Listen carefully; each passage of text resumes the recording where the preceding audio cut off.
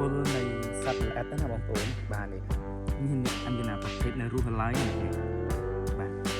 សត្វល្អិតបាទមើលស្មៅជុំវិញនឹងឡើងងាប់តែម្ដងបាទហួសចាំមករស់វិញបាទជុំវិញខាងក្រោមសូឡានេះគឺងាប់បងប្អូននេះជាសូឡាចាប់សត្វល្អិតបាទសូឡាចាប់សត្វល្អិតហើយនេះបងប្អូនមកយប់នេះជប់មិញនេះបានប៉ុណ្ណឹងបាទតាមយប់ខ្លះឡើងពេញហៀក៏ត្រង់នឹងតែម្ដងយប់ខ្លះបានតិចយប់ខ្លះមាន1 2ហើយប្រភេទធំបានបងប្អូន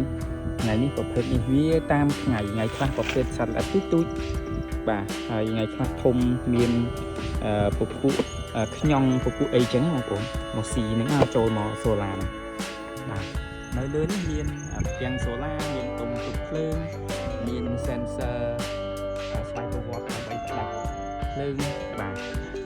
ហើយយ៉ាងនេះចម្រឹងវាថ្ងៃអត់ឆក់ទេបងប្អូនបាទយប់ឆក់ថ្ងៃបើសិនជាដកអាខ្សែសនេះឆក់